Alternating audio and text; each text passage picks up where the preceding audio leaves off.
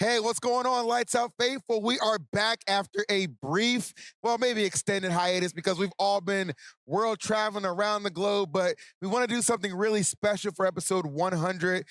Guys, March 9th, 2023, that is when we first had our first episode of Lights Out. And let me tell you something, I never imagined it would actually lead and culminate to like this level that we're at now.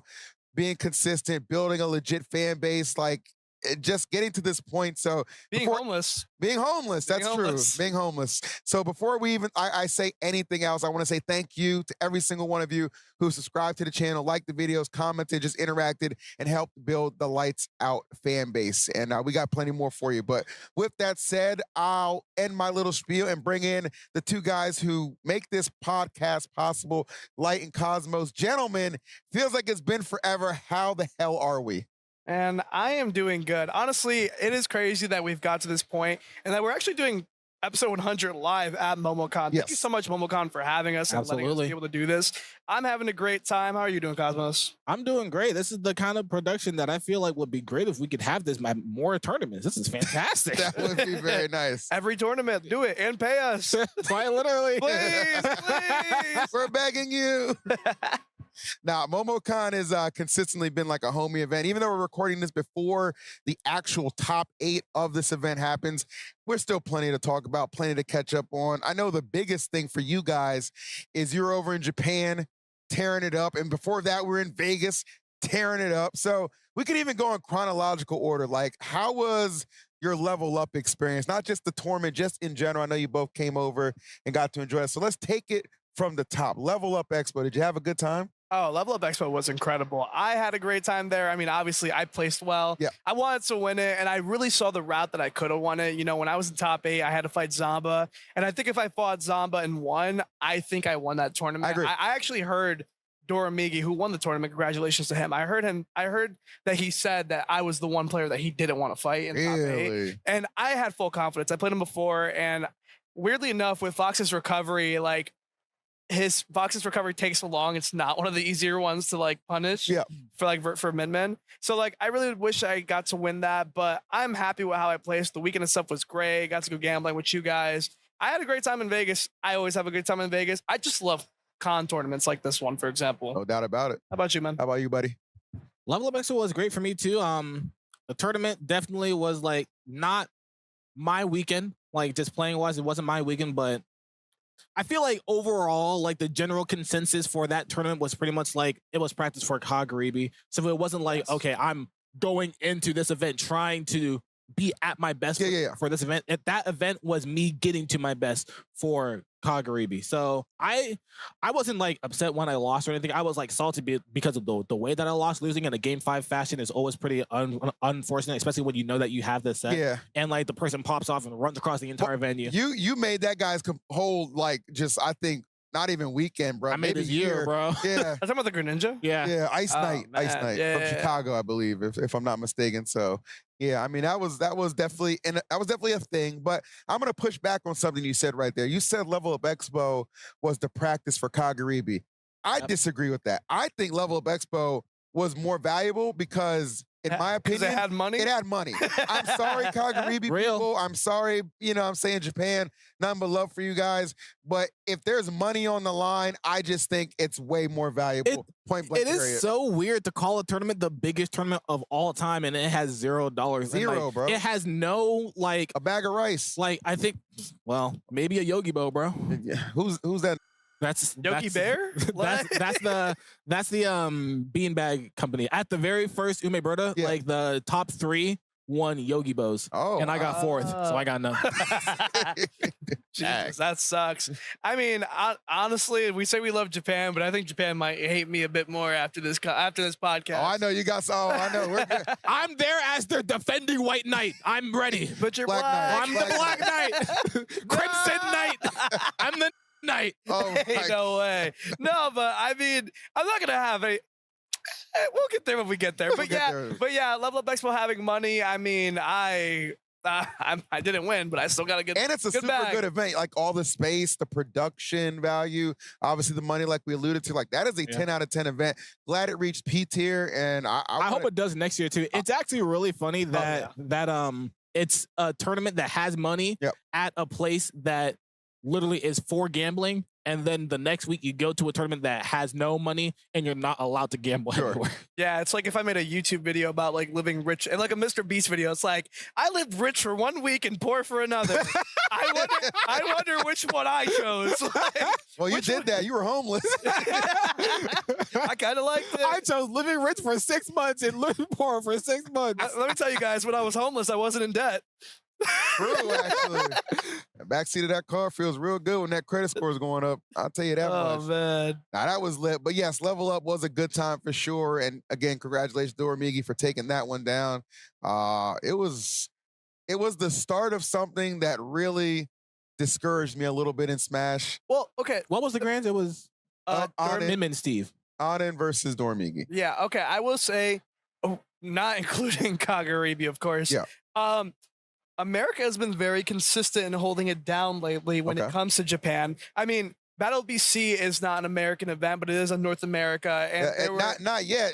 Trump has his way. We're going to take that motherfucker over. All right. I mean, is that really true, though? Because at American P tiers, Japanese players have been winning, right? No, but what I'm saying is we held it down. The amount of Japanese players before that were large. reaching top 8 was like they were like, of course, Doramigi obviously still won and good stuff to him. But the point is there was a lot more Japanese players just, filled with top 8. And now, like, there was a lot of players who did bad at level up. Akola got 33rd, remember? Zachary got like 25th or something. Yeah, a lot of people are like separating Kagaribi, obviously, because it's this SP tier. Honestly, it's still a P tier to me. It's all the same. But like, I really do think that Level Up Expo and Kagaribi should be held next to each other just for the fact that, like, there's a reason, like, it's so weird, obviously, because if doing good at this one, doing good at Kagaribi changes a lot because that is the SP tier. Yep. But like, we were all at the same event twice. And one time, someone who did good at one event didn't do as good in the other. That's just how hard the consistency in this game. Because Mia and Akola just didn't do good. They got cooked. Even Tweek didn't do good. Yeah. But Tweek was in top 8 of Kagaribi. He almost rated. We'll talk about Tweek later. He almost didn't go to Kagaribi. I'll tell you this. He bought a flight home that same day. His ass was really? His ass was almost out of there. You didn't know that? No, I did not know that. Yeah, word is he bought a flight home the same day. We were about to get an early retirement. Honestly, we should have got an early retirement. Instead, his retirement was getting camped by Steven Sonic. We needed him at Kagaribi. I'll say that. He top 8 at both Japan events. Like, in all he got 4th at both. Yeah, in all seriousness, though, I think, including himself, everyone could agree it was definitely best he went to Japan. Absolutely. Yeah. We'll talk more about Tweek momentarily. For sure. To put a bow on Level Up, is a great event. I'm super glad NA, was able to show up for that event. We had some really big hitters in that top 8. MK Leo was there, yourself, obviously, Anin, Zamba. So that was really nice to see. So I got to give everybody a lot of credit there. And Spargita was there too. So, but that is Level Up. Great event. 10 out of 10, some wonky results, but I don't know. It led into what, again, is, the biggest tournament of all time, which it was. I know people were putting liens on their cars, loans on their houses, taking out a second mortgage to afford the trip over to Japan, which is crazy because you're just going over there for... These are real statements. Yeah, these are real statements, by the way. Some of you people need some help. I did one of them. But for those of you who went over there, I'm sure you had a grand time. It was an awesome tournament. I enjoyed restreaming it myself, but the Kagaribi experience... Often traveling to Japan is touted as this mythical thing for players that have to go and experience it and discover what Smash is like in Japan. Light, I know you have some strong feelings about that, so please, my friend, the floor is yours. I want to go first. You want to go first? Oh, yeah, you should go first because you're not the hot take here. Okay. Like, I feel like I am kind of still a hot take here, and like I've been talking about it for like the past. I would love to hear about podcast because like I feel like because I've been to a Kagaribi before. I think I've been to maybe 2. I don't know, but I know I've been to one. I've been to one Kagaribi before, and I've been to same venue. I don't think it was the same venue. Okay. I don't think it was. It might have been. I don't think it was. But no, I don't think it was. Okay. But I've been to a Kagaribi before. I've been to multiple Japanese tournaments before in the past too, and like I always loved going to Japan, and I always loved going to the Japanese tournaments, but like. Because there was always like a certain vibe. And I don't know if it's because I'm a foreigner and I was a top player and it's like I get like special treatment or whatever, but you don't even get that much special treatment. You just get special treatment for playing, because typically you can't play friendlies, and they basically allow you to play friendlies because they want the players there to be able to play against the foreigners that get there, because there's only like usually 3 or 4 foreigners. But this one was different, and like obviously it's probably because there was like 200, 300 foreigners that were there. Like everybody in their left like mother was just going. That's true. And literally, it just really felt like point blank, the vibes were off. Like it wasn't. First of all, I know that people are saying it was the biggest tournament, it was the most stacked tournament. Like it had the most PGR players there, and even like probably the most high level players there in general, counting America and Japan, just everybody from around the world. But it just like I was there, and like it did not feel like Evo. I want to start that off at first. It did not feel like Evo in the slightest. Well, to be fair, at Evo, when you lose, you don't get kicked out.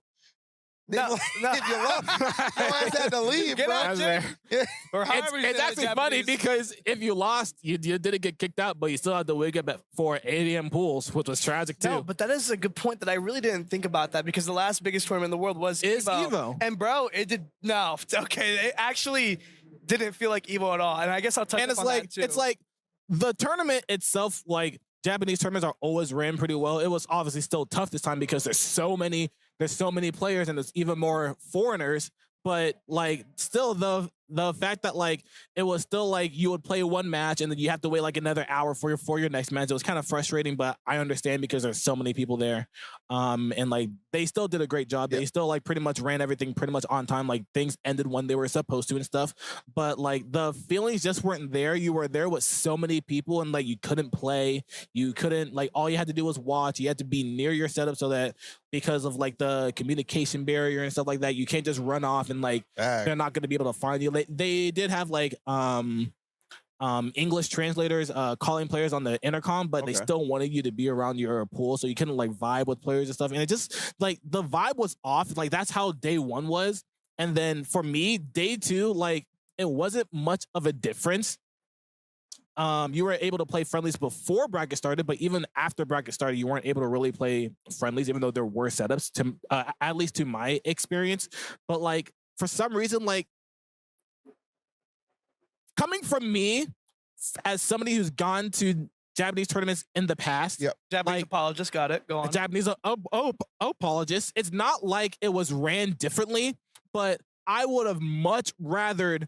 Like, I advocate to go to Japan because of my previous Smash experience in Japan, not because of that one. If I went to that as my first, I probably wouldn't really recommend people to go to Japan for a Smash tournament, because that's not the experience that you typically get when you go to a tournament. That was a lot of people's first, too. Yeah, and I don't think that in the future, obviously, there's not going to be a tournament like the next one's not going to be of that caliber too. But I'm pretty sure from now on, there's going to be a good amount of foreigners going to Japan multiple times, because I know like a lot of people like the tournament and they like Japan, so they want to have the experience. And even if it's not the same people, it's going to be a different influx of people that go for the next time. And I feel like that's going to be the status quo for it now. So for me, it's like kind of bittersweet, because I do believe that Japan always deserved the exposure that it's getting now, but it's pretty unfortunate that like people aren't really going to, especially my friends like Light, like he didn't get the experience that I wanted, and he's not going to be able to get that experience that I had like when the game first came out. Back. Like in the very first tournament that I went to,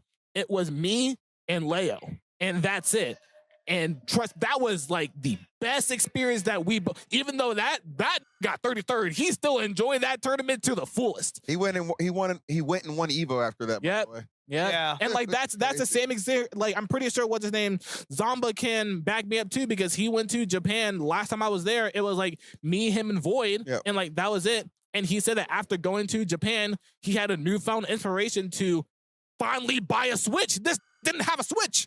He bought a Switch and then he started playing the game because of that. And I just feel like if this was his first time in Japan, he wouldn't have had that experience. Like Light didn't have that experience. It's funny because me and Zamba are really good friends. So Push your mic closer, Light. Me and Zamba talked a lot during that time period too, like during Kagaribi. But yeah, I'll let you finish. That was it. Okay, so good rant. Yeah, great rant. Okay, so to start this off, I love Japan. Like going to Japan for Japan, that was really nice. I had a great time there. I was there with my girlfriend and my friend Clyde. That's who I stayed with. And I went out. I went to Osaka. I went to Tokyo. A lot of areas in Tokyo. Great places. Yeah, like Shibuya, Shinjuku. Starts with a K. Oh, that's gonna bother me. It's by Akabane. K. Is it? Is it Ku? What? No, that's like how Is it Bucks? All right. All right. The point is, I stayed in a lot of areas. wrong country. I stay in a lot of areas in Japan, right? And I also went to Fukuoka, obviously, for Kulan. We'll get there. But yeah, so I was really excited. Honestly, I thought the reason a lot of Americans are bad in Japan is because we just enjoyed Japan so much that the last thing we're thinking about is Smash, right? It was really nice there. Everything was super cheap. And honestly, I would definitely go against for Japan. For Smash, though, it's going to be a bit. It's going to be a bit. Talk to him. So I start off on... Let's start off with the training boot camp. I'll try to speed through this because we have a lot of Smash to talk about. Starting with the training boot camp, you were there. I was there. There was an underwhelming amount of Japanese players there. There wasn't. I mean, there was. It was more all of us. It's not like there was an underwhelming amount of Japanese players, but there was more foreigners than there were Japanese players because there was a lot of foreigners that were just all the special allowed guests were like, in the room. That's also the same experience that I had, or like the same problem that I had with my last experience. I was at the boot camp and like I was at a setup and I was playing Japanese player after Japanese player after Japanese player. I was playing Shuton and then T and then Zachary and then Mia and then this time like the people that I played this time, the first rotation I sat down in was the Buzz and Super Semi, and those were in Japanese player. And I think after that I played Ken for a little bit. And then I played somebody else. I don't really remember who, but I know it wasn't a Japanese player. I played one Japanese player, and it was Ken. And that motherfucker used to like come to the States all the time. I played one game with Suzune, and then I got called for an interview, and then I basically played with like strictly Europeans and Sonics. So, like, that sounds horrible. Now you can see my problem. No, so yeah, I didn't really get any Japanese experience. I think I played a little bit with Mia. I don't count Mia. Because I don't count the people.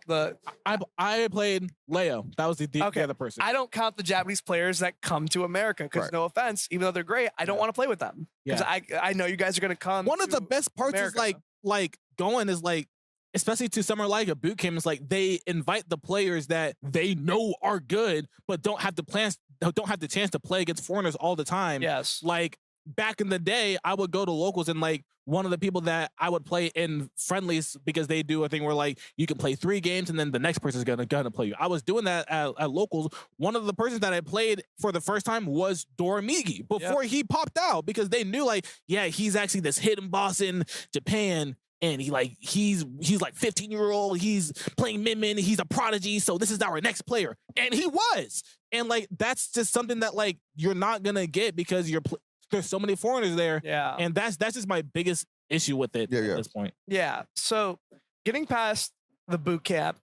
I realized at the boot camp that I need to play so much more because I was like, dang, it actually feels a lot different playing here just because I don't think I realized how jet lagged I was getting there originally, which it wasn't like terrible, but I definitely had to adjust to being in Japan, right? I was not playing like the way I was playing a Level Up Expo, even though it was like 2 days later, right? It was really weird, but I adjusted. Day 0 came.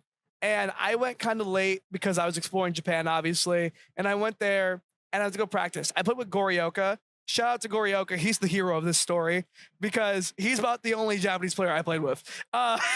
So I played with Gorioka for a while. He's really nice. He was a little bit weird, but I adjusted to his play style. And then I confidently started beating him a lot, and I felt good. And I played with a lot of the Japanese Fox mates, which shout out to them. Shout outs to the Japanese Fox players holding it down over there. They're really cool, and they're very good. Man and what's his name? No, I didn't even play with them. I played with a couple other Fox other ones. Yeah. I can't remember the names off the top of my head, which makes me feel bad, but I followed both of them. They were really cool. They were really nice. I want to get a group picture with the Fox fans, but I saltily left Kagurabi, which you'll see why. We both did. Yeah. Keep going. So basically, so that was day 0. I practiced there.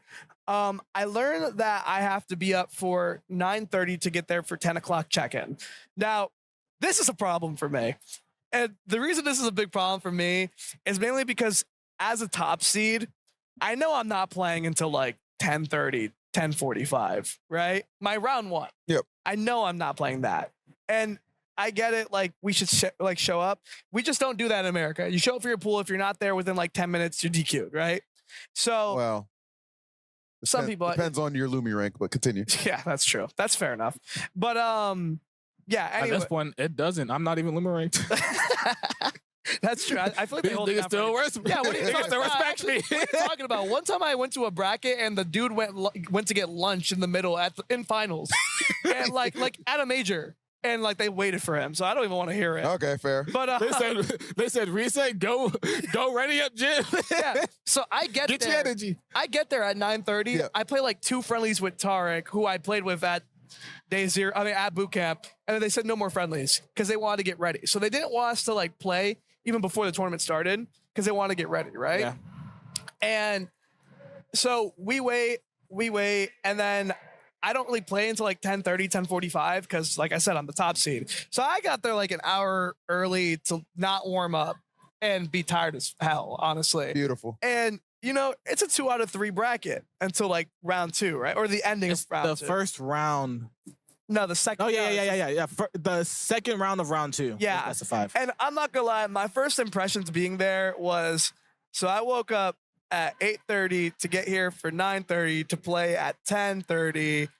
To then after that play again at like 11:30. To not be able to play friendlies, to play again at 11:30 or 12, and a 2 out of 3 bracket for free. And I'm like, honestly, there's a lot going on here. With our status, you paying them, you getting them paid. I was honestly thinking about it. I'm like, there's a lot going on here for me to not make any money. And, you know, thinking back, you're right. It did not feel like Evo. It did not. And a big part I talked about is incentive. And I feel like a big incentive of going to tournaments is obviously money. And I feel like the biggest incentive I can get out of Japan is playing a lot of Japanese talent. But Japanese talent was not what was going through my mind or anybody else's mind here, because we were going through the pressure of having to go through the biggest tournament in the world.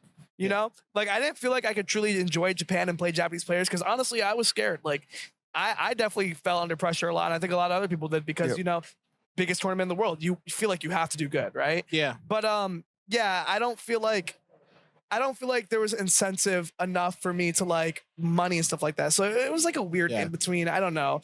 It's hard because I don't want to believe that the money is the reason. Like I don't want to believe it. It's not everything, but like stakes. I don't want to believe that like it's even a big reason. But stakes like matter. Yeah, even when I'm thinking back at it, like the biggest tournament of all time being Evo, like first place gets a lot of money, like over 15K. Like obviously you get the prestige, it's Evo, it's like a renowned tournament, and it's like obviously Kaguribi is basically to me like Japanese Genesis. Yeah. That's pretty much what it's like. But like even when I'm thinking back on it, like for me, I feel like I still had more pressure playing at like Smash World Tour Championship. And I feel like the reason is because they're like, the pot for this tournament is like over $100,000. As someone who top aided Evo, let me tell you how it felt. Top aiding Evo felt like, because Evo is one of those tournaments that if you don't win it, you don't matter. And not just in the faces of other people, also in the pot. First place is making 20,000. I didn't even sign a W9 for 7th place. like, and yo, the lady who was tossing the W9s literally side-eyed me, and she was like, she literally looked at me. She literally, I'm so sorry. I'm not even kidding. But yeah, I feel like I was having like a mental battle in my head because there was no incentive of like money and stakes. But at the same time, I feel like I have to get myself in this rhythm because it's the biggest tournament in the world, right? Yeah. So like there's this weird pressure, but no pressure at the same time. It's really weird. But getting past day one, I can't play Enly friendlies, and that really bothers me. I play a very high execution character. It's really hard to play him if I can't practice, right? Understandable. And then I make it past day one, honestly, pretty easily. Day two comes, and I get there early again, and I still can't practice. And now I can't practice, but now I'm fighting better players. Yes. Yep. And I'm fighting this me brawler who I don't even know how to fucking fight me brawler. Like, oh, is that Buzz Lightyear? Yeah, which bro, yeah. So many people about me for losing to Buzz Lightyear. And the way people tweet about it is so funny to me because they're tweeting about it as if like Buzz Lightyear is a character. Like, he's a real fucking character, and this dude is bottom 5. And I'm like, yo, I'm getting gaslit because I'm like, Meat Brawler's top tier as fuck. I don't think I saw a single person say that you lost to Meat Brawler. You lost to Buzz Lightyear. Meat Brawler is top tier as right? But no, I lost to bottom 5 Buzz Lightyear. He's at the very least high tier. No, he's at top the very tier. least high You're tier. smoking. He's top tier. He's at the very least high tier. Bro, honestly, if you don't believe me, I made a tier list before, and I was going to post it on YouTube too. I made a tier list before Kagaribi, and I still put him top tier. So I'm not just saying this because I lost. I've always thought he was top tier, right? So yeah, no. And the worst part is, I didn't know his name was Buzz Lightyear. His name was like Luminato. So like, I honestly feel like if I knew his name was Buzz Lightyear, I would have won that set because no way. No. Because like, I would have just taken it less seriously. Yeah. Like, that's one of those things that make you laugh and settle down. Like, but like, no, this dude's name was Luminato, bro. I thought he was a fucking Monado heart. Things going fast. Had speed and smash on all the time. I was like, what's going on? I'm dying at 50. No, but yeah, so I lost to him. And then I go through my run. I beat Meister after almost choking the set, by the way, because I had the true kill confirm on him to 3-0 him. And then I SD'd on the kill confirm. Then he beats me game 4 and game 5's last hit. I was so upset. Yeah. But yeah, and then I lost to Snow, which Snow got it. I feel like I should have beat Snow. You should have beat Snow. I watched that set very Game 2 and 3, you can clearly tell that I adapted. But game 4 and 5, I was under pressure, bro. Like, I was so nervous. You were smash attack spamming, bro. Bro, I was nervous. Yeah. Like, I told you, I cracked under pressure at the tournament. Like, it happens, bro. I'm like, it's just what happens when you compete, you know? Yeah. But this is why I saltily left the tournament. Because after I lost the tournament, I'm like, well, I can't play friendlies. And honestly, that made me rage. Like, I actually raged, like, after I lost. Like, because I'm like, I can't even, like, what the is the point in being here anymore? Like, I was genuinely upset with that. I didn't think there was a point at being at this event anymore. I don't want to watch. If I watch tournaments, even in America, I'm practicing while watching it. Sure. Or like, I'll go after I'm practicing because I'm still in the venue. But I felt no reason to be in this venue anymore. And that was really frustrating to me. And it really just kind of came down on me as this week came on. This isn't consistent. Like, at this point, I'm like raging. But like, by the Thursday before I left Tokyo to go to Osaka, I'm just gonna say it. I'm like at a bar drinking sad. Like, and like, no, like I'm not like, no, you're gonna not hear, the Larry. No, you're gonna hear this, bro, because like, so after Kagaribi, well, okay, quickly, you said your Kagaribi experience, right? I mean, I guess I pretty much did. I didn't go through my run. We got the gist of it. Yeah. Okay. I mean, the only thing I would say is that like the way that I lost was pretty tragic. It was like the way that Light almost lost to Meister, except it actually happened and I lost. Oh yeah, you. Yeah, right? I was playing against Masha, the best wolf, I believe, in Japan, and I was up 2-0. He was reverse 3-0ing me. I was up game 5. I was up 2 stocks to 1. He was at like 150. I was at like 80. Hit him off stage. Or no, he was at like 100. I was like 80. Hit him off stage. Switched to Pyra. I went for the guaranteed forward air on his side B, and I fat fingered air dodge. That sucks. And I air dodge and I die. And then I just like panic and lose the game. So you like, panic because you're just like, yeah, like you just fucking you blundered. You're hard. like, I won. Yep. Why? Like, oh my God. Like, it's like kind of that thing where it's like, damn, I won there. Now I don't want this to happen. Let me calm down, but I really don't want this to happen. Now and you're like, playing not to lose. Exactly. You're playing not to lose. We've all been. It just sucks. It happens at the biggest event. Yeah. So I mean, for me, I didn't feel that bad. Like, I felt bad, but I was like getting over it to the point where I was like, yeah, it sucks, but like, I know that I basically in my mind won the set if I executed it right, so it's not a big deal. And then it's also like, I feel like I'm like that because like, if I go further, there's not much incentive for me to like benefit from being in the tournament longer. Yeah. Like, I got what I needed. I know that I'm good. I know that I was doing well, and it's not like me making a mistake there cost me money. Right? There's always next tournament. It didn't cost money. You're right. Oh yeah. And like, if anything, it gave me more time to experience Japan because I just left. Well, but before we move on to your Kagaribi aftermath, right? Well, I was gonna say one more thing about Kagaribi. Okay. I was gonna say on the bright side of Kagaribi, production's fantastic there. They did great. Their production is great. And there was like 5, 10 the tournament was run good. It was run amazingly. I'm not gonna deny that. This is just my personal experience. But go on. I was gonna say before we like kind of leave Kagaribi to the aftermath, what did you think about the actual like top 8 and like the winner? Like, Wrath on winner's side, top 8, Cola. Raph is good, but Raph had a free bracket. He did because Riddles upset Spargo. That made it very easy for him. Let's be honest. And then somebody else. Oh, you lost too. You were on his side. Yeah, too. I got upset. Okay. Yeah. So, Which, I mean, he's capable of beating me. He's been on game 5. He can only play who's in front of you, so props to him. And he's at A, so good job. But what did you think about like a Cola winning it? I felt like it was written in the stars that he was going to win. Especially after that shitty performance at level. I think it was easier for him. Think so? Yeah, I think I've always said this. I still believe in my heart. I think North America is better than Japan overall. Okay. And I think a lot of us came to this country with a lot of pressure for this like biggest event ever. And I just feel like Akola runs through a bracket of like a familiarity. Yeah.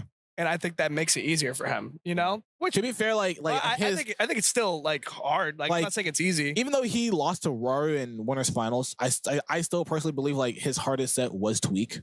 Yeah. And like Tweek was the only right there, yeah. American in top 8. So like I feel like it goes to show that like he did go through a bracket of familiarity. Raptor. Yeah, he did go through a bracket of familiarity, but like the one person who's like he's least familiar, like he obviously like plays Ken all the time, and he plays a lot of Sonic players all the time in Japan, but I don't think he really plays the Japanese Diddy Kong all the time. And like Tweek is different. Like the Japanese Sonic players versus the American Sonic players, they're not much different outside of Sonic's, but like they're still pretty much executing the exact same.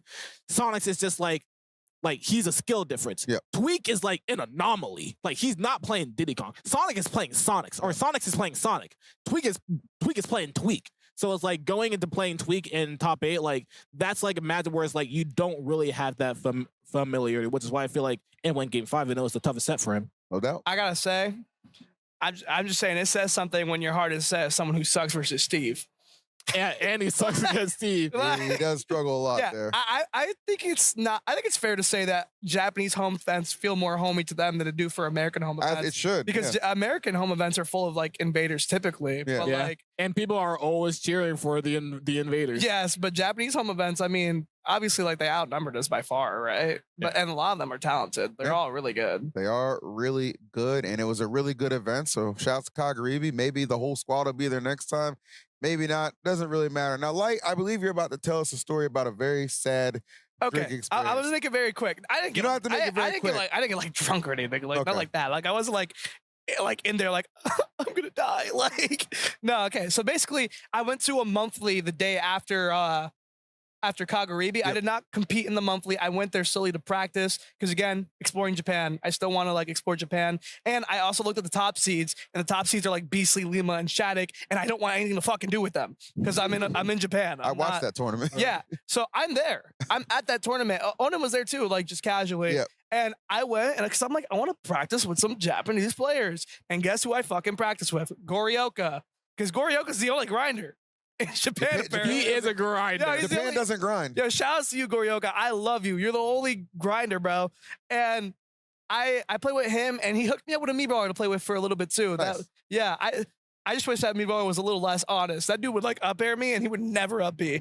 I'm like, please kill me. I'm like, attack. Like, please. But yeah, he's all I play with. And then Tuesday came. I think I took a day off because like do stuff with my girlfriend. Why not? Wednesday came. I hit up the Discord and I was like, hey Sid, I'm trying to like play with Japanese players. She made a tweet for me. It didn't really get anything. I'm in the Discord. I'm like, can something happen here? And then Thursday came and something happened again. Jackal told me about this event happening that was like a King of the Hill event, but it's like a private event. Yeah. But there was gonna be friendlies there. And then I didn't go because Naru told me that the event was primarily for that and there wasn't gonna be a lot of friendlies. So I didn't go to that either. And that's why like I'm just at the bar like drinking at like 8 p.m., which isn't like early, but like I'm just there because I'm just like contemplating. I'm like, bro, the reason I came here, like I've barely done. And it made me really sad. Like I was Japan was great, but like I was really like depressed thinking about it. Like I came here to like do this level up that every like Cosmos that Zombo's always telling me about, bro. I went to Zomba's Airbnb that night, and he was like, well, I meant like a mental level up. I'm like, you. Like, yeah. I mean, yeah, that kind of sucks because the experience that I wanted people to have it, They didn't have it. and it wasn't that. And yeah. it's pretty tragic to hear that you were at a bar sad. Well, I wasn't alone. Yeah, Like I was I with mean, it's people. pretty tragic. Nah, it's okay. You was alone drinking. And let me tell you something. We have a message for some of you who might be out there thinking about drinking alone. We got a Guys, sponsor today? we got the best sponsor around. Oh, we got better help. Our baby. friends at BetterHelp are here to help you. Alcoholics Anonymous, fear no more, baby. It's BetterHelp.com. Let me talk to you real quick. So you already know. Let's talk about numbers. Traditional in-person therapy can cost anywhere from $100 to $250 per session. It adds up fast and it's ridiculous. But with BetterHelp Online Therapy, you can save on average $50 per session. That is insane. We're talking big numbers, okay? With BetterHelp, you pay a flat fee weekly sessions and you're saving on your time and the amount of money. Now, you guys know I oftentimes find myself taking therapy simply because I am one crazy motherfucker, okay? And you all know that very well. I didn't know this. I didn't know this at all. All right, well, Not the first one. This is the last episode. calm down, Rumi. All right, but nonetheless, it is safe to say that it's worked for me, and I know it can work for you too. So why don't you go ahead and join over 5 million people globally who have access to over 30,000 therapists, because BetterHelp is the world's largest online therapy platform, okay? So if you want to check them out, visit betterhelp.com/lightsout today to get 10% off your first month. That's BetterHelp, HELP.com/lightsout. This dude used me like drinking at a bar as an excuse, like, hey, if you had an addiction. I'm profiting off your trauma. No, but okay. Because you can't profit off it in Japan. It's free. the drinks were free. But no, but I was gonna say, no, yeah, Thursday I was there. I mean, I was like there with Clive, my girl. It was a good time. Yep. But like being for real, I was in that bar depressed, just thinking to myself, like, what happens at Kulon doesn't matter because no matter, I could win Kulon. It does not matter. I did not leave this country as a better player. Yeah. Like I fully accepted that. Did you believe that after Kulon? Because you did top 8 at Kulon. Yeah, I completely believe that after Kulon. This is actually the first Japanese trip that I had where I feel like I didn't really have a chance to even have a chance to get better. Wow. Like even when I was at, because I've been 3 times before. Yeah. Even when I was at Tokyo Smash Boot Camp, I was playing with DeBuzz, Super Semi. I played Ken, and then I played Leo. And it's like those are all people other than Ken, but like I can obviously play. Ken. We have really good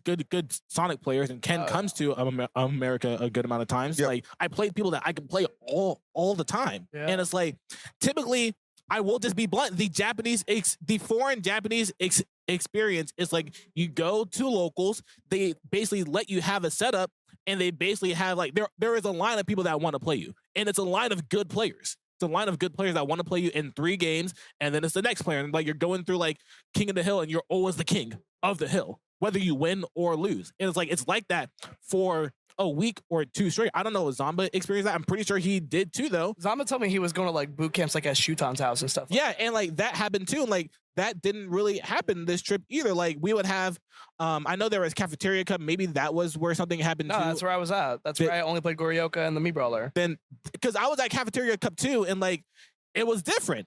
Like I was playing people and I was playing friendlies with different Japanese players, and it was great. Like the very first one, but it just wasn't like that. That's why I'm like, it sucks because it's not going to be like that from now on. No one owes me. Like no one has to play with me. It's just how I experienced it, and I just was disappointed because it's just not what I thought it would be. Like Yeah. Well, everybody's hyped it up to this mythical thing, so Yes. that when you get those expectations not met, it's just not anybody's going to be naturally disappointed. You know what I mean? Like that's not. And the people were great. Like I love all Absolutely. the Japanese people I Yeah. talk to. A lot of Japanese players are talented. I just wish I got to play the talent. There you go. Yeah. Well, You know? hopefully next time. I mean, your Kulon experience, though, that was good. Obviously, you know, that was, I mean, you know, you top 8'd 2 out of 3 back-to-back super majors. So really big props to you on that. I broke even. Yeah, you did perfectly fine. I broke even in Japan. What do Like, you I think didn't- about Kulon? Was that a good experience for you? I was told it was going to be a more Western style event. It was like the same. It What was the hell does that mean? like friendlies and all that. Oh, okay. But it was the same. I don't know who told you that. Whoever told you that lied. Yeah, because there wasn't friendlies. Sounds like Sid. It's like even worse because Yes, it's like a bro. much smaller venue and it's packed. I preferred Kulon. I like Okay. Kulon. I love Kulon. Yeah, I Kulon- definitely love it more than Kulon is Kagaribi. better than Kagaribi to me because if you're gonna be making me play for free in a 2 out of 3 bracket early as in the morning, might as well make it a one day. Yep, exactly. Like, Let's just get it out the let's way. get this out the way, man. I like Bro, that. they gave no fucks about they didn't even care about their event.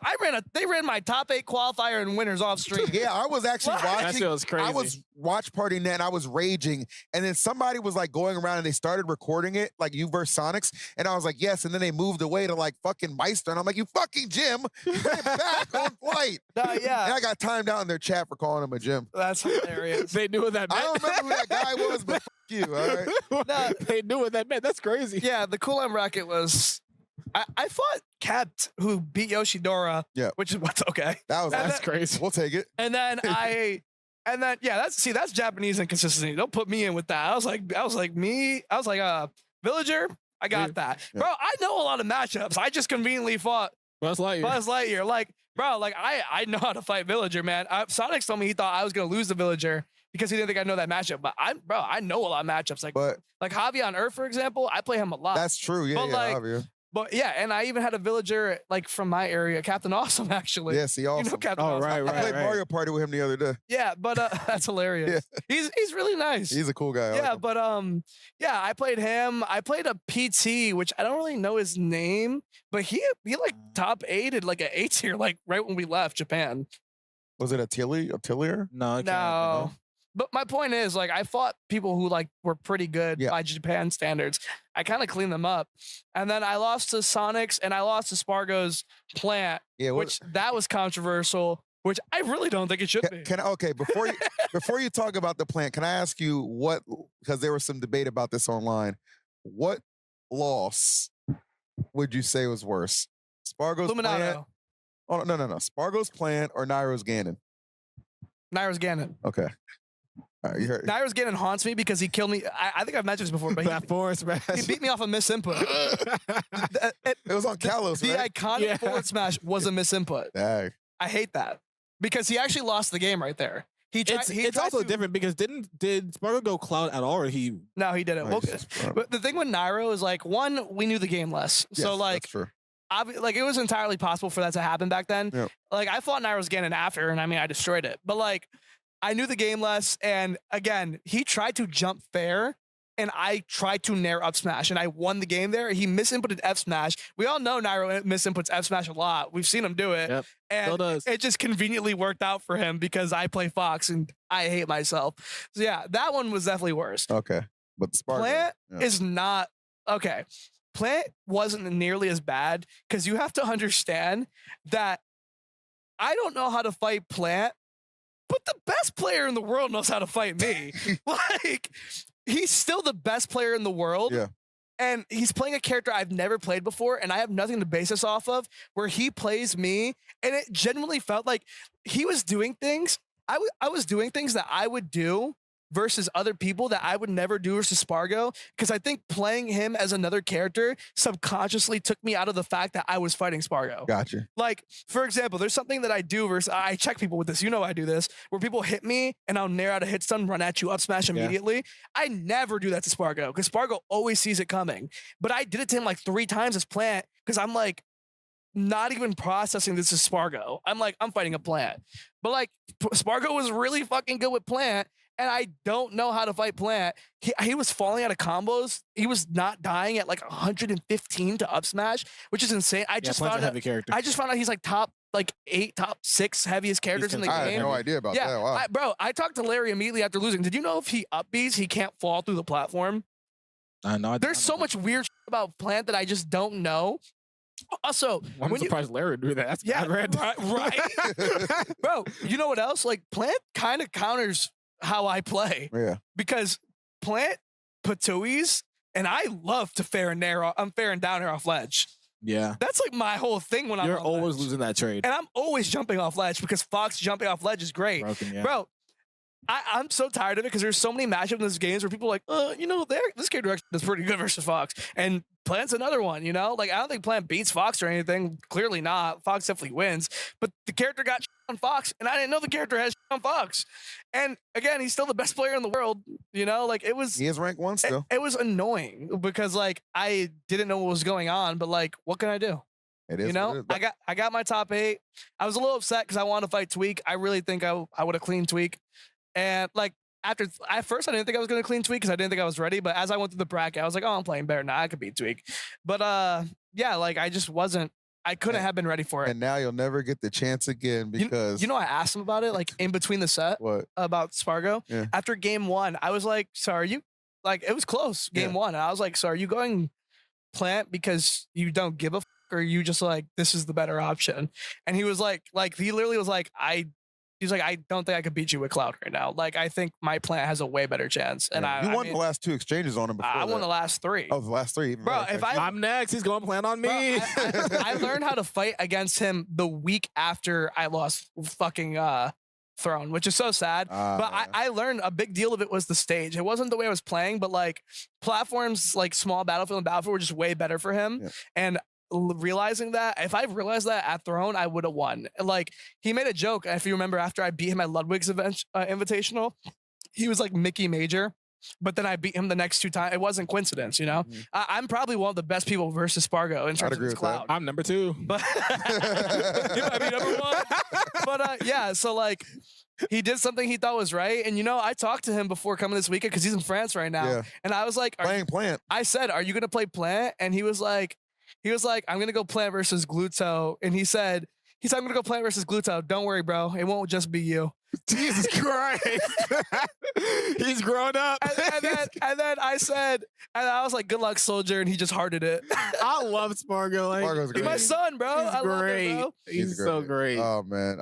I know he's like a little flippy with the game right now, but I definitely hope Piranha Plant kind of reignites that spark and just in general. He was doing man. Yeah, because we want players like him to continue. We've lost Riddles. Riddles has officially retired. He went out 9th place at Kagaribi, so salute the Riddles. Cola, I thought his ass was going to retire after that K rule busted him out in like 245th. Good Lord. He should have. But he's actually at MomoCon. And then the big one, of course, is Tweek. Man, I feel like, we talked about it earlier, how he didn't do well at Level Up, almost rage quit and went home, but he stuck it out, manned up. Back-to-back 4th place finishes at Super Majors over there in Japan in Kagaribi and Kulon. But man, this retirement is it's got a lot of people talking, and I know Tweek kind of released a statement on Tweek Talks. Go check that out. Can you sum it up? Because I didn't. Well, he basically just said like, we don't watch Tweek Talks.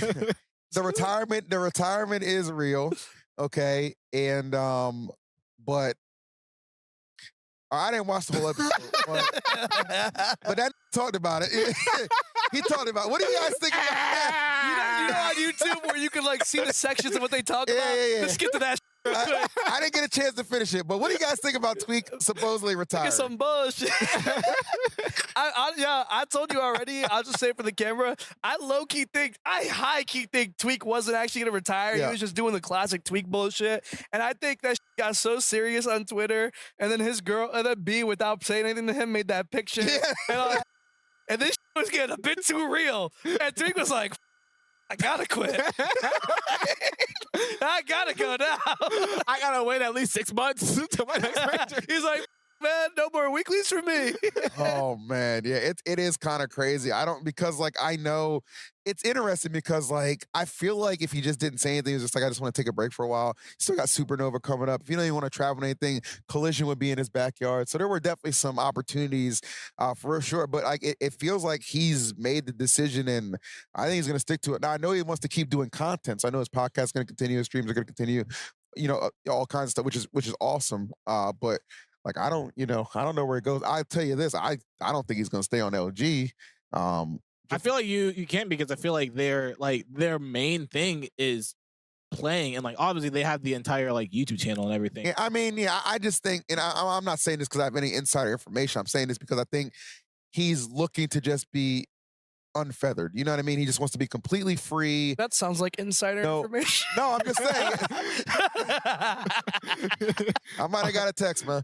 Unfeathered is some interesting terminology. I'm just saying, specific. if he's actually like going into retirement mode, I just feel like he's gonna like cut ties with a lot of things that would maybe draw him to have to be in a competitive light if he doesn't really feel like it. Like, what if they're like, nah, come make this video, but he doesn't really want to talk about, like, he doesn't want to make that video because he's not competing like that.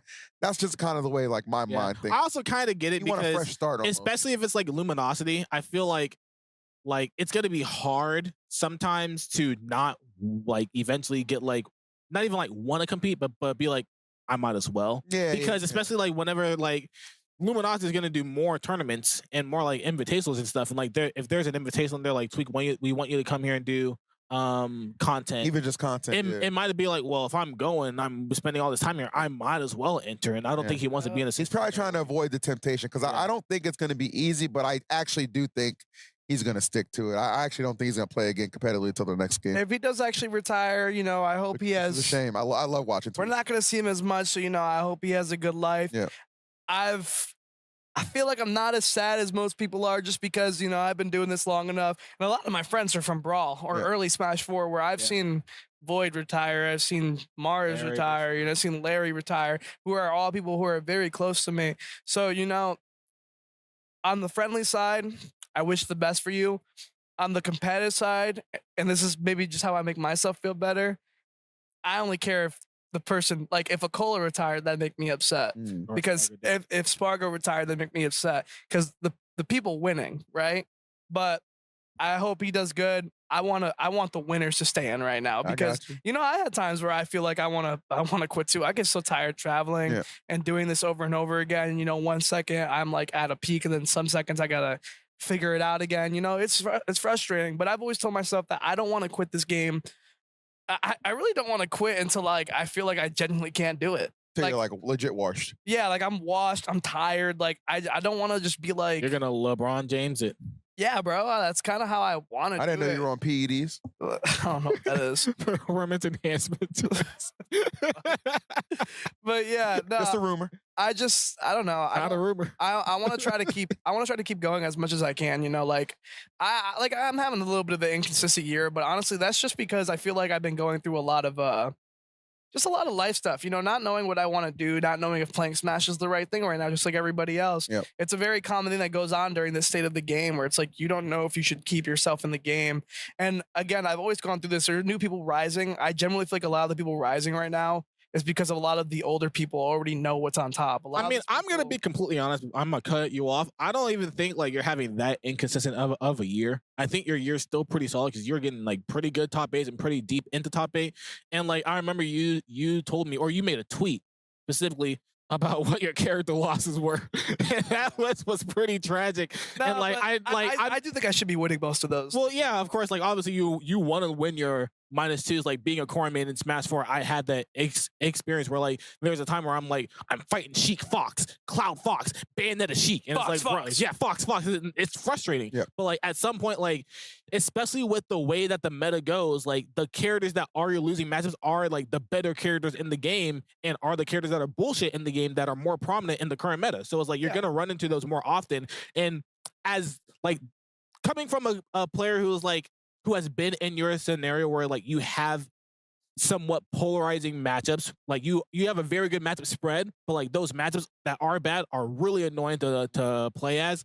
You can perfect them and you will win them, but you're not gonna win them 100% of the time. Hey, and man, that's just how I it beat is. the last Luigi Steven Game & Watch I played. Yeah, like that's exactly what's gonna happen. But it's like you're gonna have highs and lows. Exactly, and like there's gonna be times where you run into a stunt where like you're going into events where, whether it's rigged or not, you're gonna fight against players that are playing those characters over and over, and it's like 3-4 tournaments in a row, and then maybe 3-4 tournaments after that, you have normal brackets where you're playing against Roy and Mario and stuff like that. But then you're going back into a random Luigi, random Game & Watch. Yeah, and it's but gonna happen. I get what you mean, but I should be beating them for the most part. I mean, you're right. That's the mentality that you have to have. It's not going to be 100% consistent, but yeah, basically just saying like I've gone through it. I think we've all gone through it where it's just like the feeling of wanting to quit. You know, like Yeah. we've been doing this for so long. And I was gonna say, like, a lot of people who have been on top, you know what it's like on top already, where I feel like a lot of new talent is still trying really hard to get there. But I generally believe a lot of the people who are on top now who are slowing down are gonna be right back on top again when the new game drops, because that's what happened with the Smash 4 people. Like for example, Nairo. Nairo was doing terrible at the end of Smash 4. And like a lot of people, Void was doing terrible at the end of Smash 4, but Void got second at Genesis and Ultimate. Nairo was top 10 in the world. Like that's just, you get rekindled and like stuff like that happens. So like I'm not really worried about my career. It's just a matter, I've been going through a lot of like this year, like what do I want to focus on? And I do feel like that does affect my play, but I don't want to quit. I feel like, to me, quitting now would like be being a pussy. It would also void your contract. Oh yeah. Probably don't want to do that. Well, I don't know. That matters because Tweek's under contract too. Nah, my contract's way better than his.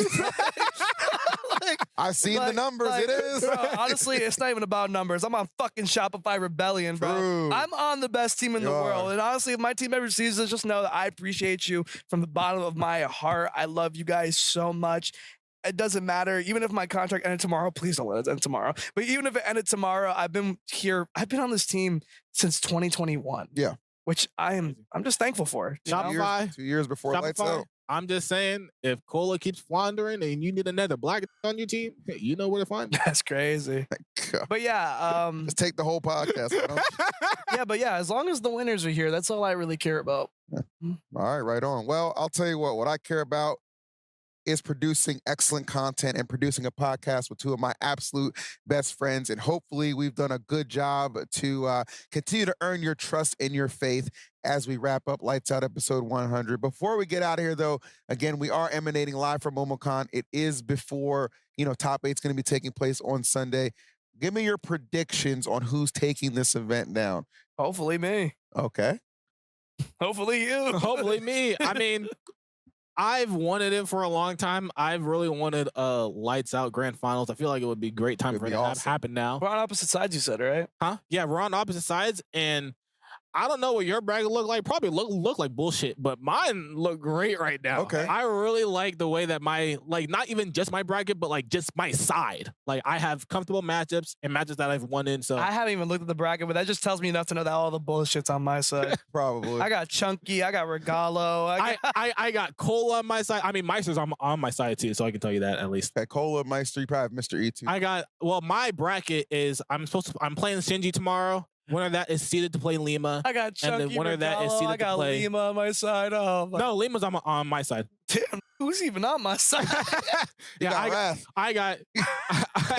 I think you do. I got Shinji into Lima, and the winner of that plays Cola, and then that's for top 8. Yep. Winner of that seeded to play Meister. Meister second seed this tournament. Meister's the second seed. Meister's the second seed this tournament. All right, guys. Meister, well, this has been episode 100. Meister won a major a couple weeks ago. Okay, let's not forget. I wanted to advance, but before we end the episode, he did not. That's what I wanted to talk about, because we had this conversation where it's like, yo, it doesn't matter how the event is or who's at the event. If the event is considered an A tier, it's considered a major. If you won an A tier, you consider me won a major. And I was like, bro, I don't consider these things majors if it's an A. Like at the very least, has to be like A plus, high A plus, going to S tier. MomoCon's an A tier, and I think this is like bottom of major. I think this is super regional, bro. Super regional is so crazy. I think the exception to that happens because he was in Japan and literally no one could be there, and it's an A tier. Which is what literally happened. The tournament he won, nobody at that tournament had won a major before, so that made it a little bit more interesting. Well, I mean, that's normal. For everybody, somebody was gonna get their first ring there. Who was the best player there that wasn't Meister? I don't remember. That wasn't a major. That was not a major. I don't give a how it makes him feel. It wasn't a major. I'm not trying to be rude. I'd have to go back. I know I watched it. I just don't. Remember. I like Meister. Meister's a good guy, but I'm so fucking tired of people thinking because I'm nice, because I'm nice to you, that I have to be nice competitively. If we're talking in a competitive nature, you did not win a major. It's also tragic because you are at that tournament and it's like whoever wins the tournament wins a major. Yeah. but you also win $0. So it's like, where's the prestige? Yeah, of a bro. major? Come on, like Japan's an exception, bro. You won an A tier in Japan with a bunch of people, which Phil, who watches every stream, doesn't know the fucking second seed. Rory Rarusu was there, the DK Falco. It just makes no DK sense. Falco was the second seed versus Game I don't know Watch? if he's the second seed. I just know he was there. It just makes no sense that like Japan can be like, hey, anybody want to come play Smash? Come over here. And like no top players go, come over here. Major status. Whoever wins is gonna be a major winner now. Bro, you had to be huffing copium to be like, I finally won a major. Here's your bag of rice. It's actually today, as we're recording this, Sumibato is happening in Japan, and also another A tier. But that one actually has like players, right? Stay tuned. Look, Meister won a major, and we hope we've won you guys over. With this major episode. Episode. Oh my God, I've won a major episode. Episode 100. We'll close it on the wide shot, guys. Thank you so much for being patient with us while we finally got this together. We're gonna do it at Level Up Expo, but we got kicked out of the booth. We got bumped for some big cosplayer with 1 million followers. Guys, all we're doing though, we are asking you to drop us a like, comment, and subscribe, because you know Lights Out always brings the vibe. 100 more episodes on the board for you guys. We got some big plans. We want you to be along with us. Take care. God bless you. Know the rest. Peace. Take care. Yeah.